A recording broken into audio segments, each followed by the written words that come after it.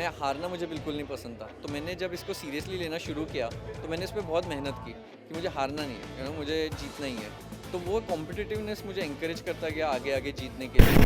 तो ये क्या था इस टीम में, ऐसा स्पेशल स्ट्रेंथ क्या थी इस टीम की, या क्या बदला जो हम 97 ईयर्स में नहीं कर पाए 2024 में किया है? सो ऑफकोर्स सबकी मेहनत बहुत है, बट अगर मैं सोचूं कि एक क्वालिटी जो ये जनरेशन में अलग है जो बाकी के जनरेशन में, इनमें जीतने की भूख बहुत ज़्यादा है और उसके लिए वो बहुत रिस्क लेने को भी रेडी है। विमेंस टीम ने इतनी तारीफ की आप लोगों की, इसके बारे में क्या कहेंगे? क्योंकि माइक वापस ले लेकर तारीफ की, आप लोगों ने इतना मोटिवेट किया, इस बारे में क्या आपका कहना है विदित?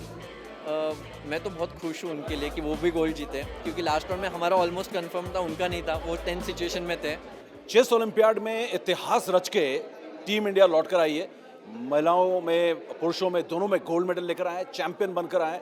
और एक बार फिर मैं बता देता हूँ, जब भी मैं आपसे मिल रहा हूँ तो मैं बता रहा हूँ, ओलंपियाड का गोल ओलंपिक गोल्ड जैसा होता है, बिल्कुल सेम लेवल का होता है। और चेस ओलंपियाड में 97 साल 97 ईयर्स की हिस्ट्री में पहली बार टीम इंडिया ने कुछ ऐसा कमाल किया है। और एक एक करके इस टीम के खिलाड़ियों से हम मुलाकात कर रहे हैं जो चैंपियन खिलाड़ी हैं। एक ऐसे ही चैंपियन खिलाड़ी इस वक्त हमारे साथ है जिनके आप देख सकते हैं यहाँ पर मेडल चमक रहा है। और विदित गुजराती, कमाल की बात है, विदित गुजराती, गुजराती और चेस प्लेयर। गुजराती बिजनेसमैन होता है, गुजराती प्राइम मिनिस्टर होते हैं, होम मिनिस्टर होते हैं, लेकिन विदित गुजराती चेस प्लेयर, ये कैसे हो गया भाई? ये कैसे कमाल हो गया? एक्चुअली मेरे पेरेंट्स बचपन से मुझे स्पोर्ट्स में एंगेज करना था, क्योंकि मैं बहुत शरारती था। तो घर पे मुझे था कि वो कहीं तो एंगेज करना चाहिए। तो मैं पहले क्रिकेट के लिए गया था, बट मैं बहुत छोटा था, उन्होंने बोला कि 1 साल रुक जाओ।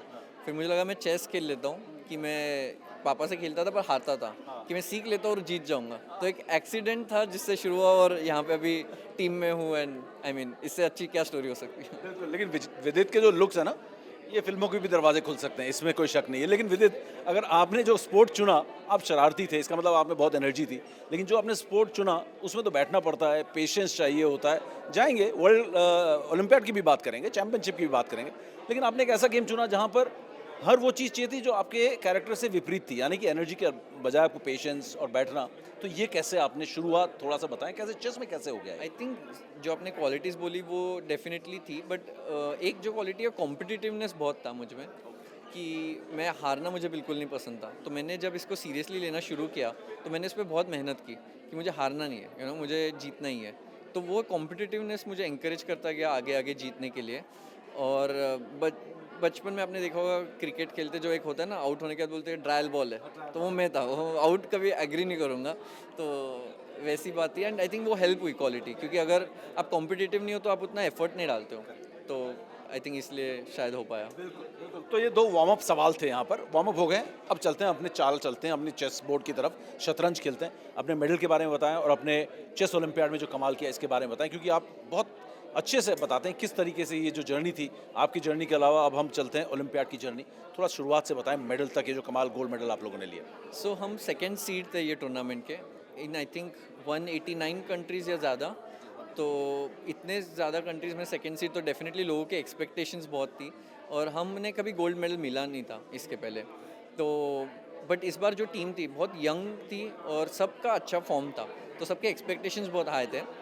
और स्टार्टिंग में हमने इतना सोचा नहीं, बट जैसे हम जीते गए, स्टार्ट में 4-0 जीते, सेकेंड राउंड भी 4-0 जीते, तो हमें लगा कि ओके हम बहुत अच्छे फॉर्म में हैं। और जब बाकी के मैचेस यूएसए और बाकी कंट्रीज़ थर्ड राउंड में हार गई थी और वो पीछे हो गए और हम जीत गए, तो हमें लीड पहले ही मिल गई, तो हमें लगा okay this can be our chance जब हम जीत सकते हैं। और एक पॉइंट के बाद 8 या 9 राउंड के बाद मैंने बाकी टीम के कैप्टन के इंटरव्यू अभी सुने, वो कह रहे थे कि हम तो सिर्फ सेकंड पोजीशन का सोच रहे हैं, क्योंकि इंडिया को रोकना इम्पॉसिबल हो गया और ये हाईएस्ट एवर स्कोर था in the history of chess olympiads 11 round का।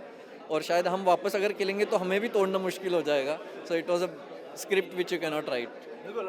विदित, अगर बात करें, आपने गुकेश की और प्रग की बहुत तारीफ की, किस तरीके से आपकी टीम में जो स्ट्रेंथ्स थे वो क्या थे, बता सकते हो आप? सिर्फ उनकी नहीं, पूरी टीममेट्स की, पर गुकेश इसलिए मैं बोल रहा हूँ कि आपने बड़ी तारीफ की गुकेश की, आपकी तरफ से बहुत अप्रिसिएशन आई उन दोनों प्लेयर्स के लिए, इसलिए। फॉर श्योर आई थिंक सबकी।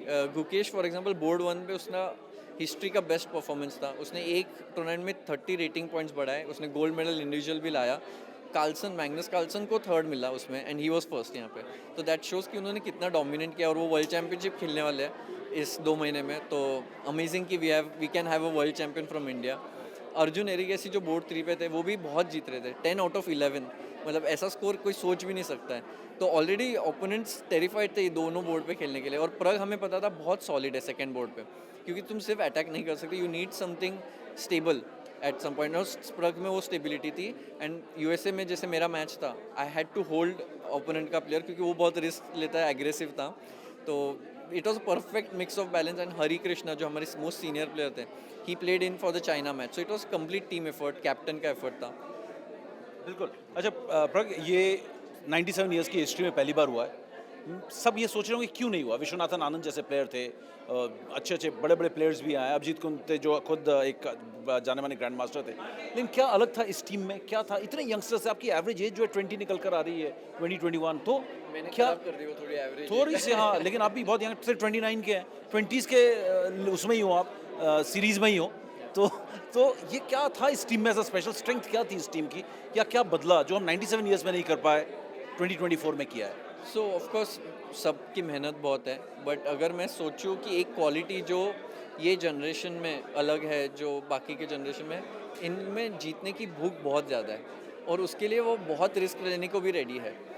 तो कभी कभी नहीं चलता है, एंड बट इतना विल टू विन है उनका, और इसलिए वो एग्रेशन के साथ आते हैं। तो ये नया इंडिया है जो डरता नहीं है, यू नो, फुल एग्रेसिव रहता है, एंड आई थिंक वो एग्रेशन से ही आप इतने बड़े टूर्नामेंट जीत सकते हो।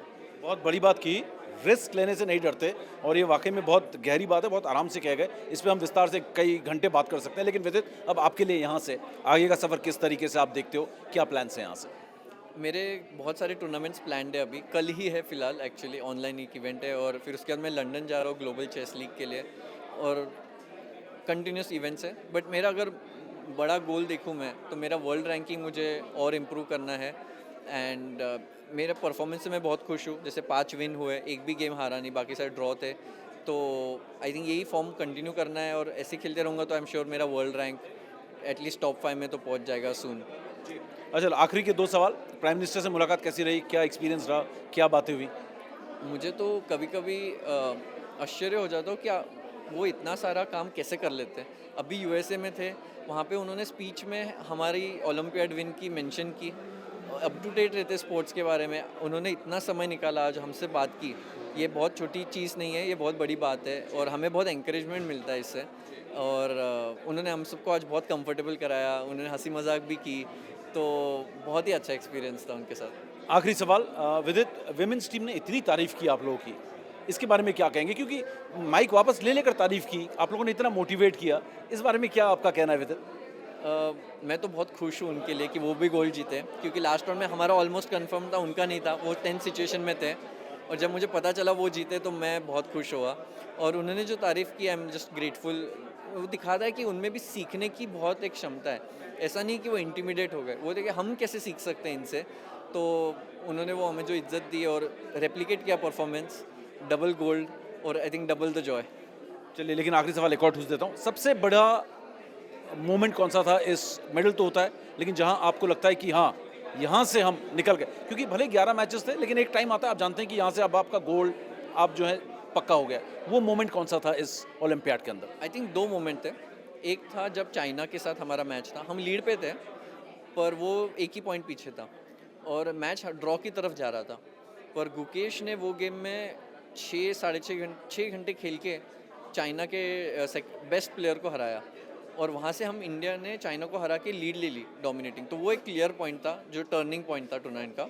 और सेकंड था यूएसए के साथ, वो टॉप सीड थी, और पेनल्टी राउंड है, अगर यहाँ पे हार गए तो पूरा डायनामिक चेंज हो जाएगा। बहुत हाई प्रेशर सिचुएशन, और बहुत ही ज़्यादा हाई प्रेशर सिचुएशन था वो गेम, और उसमें हमने 2.5 1.5 जीत के यूएसए को हराया, जो टॉप सीड थी। I think it was these 2 moments I think change the tournament.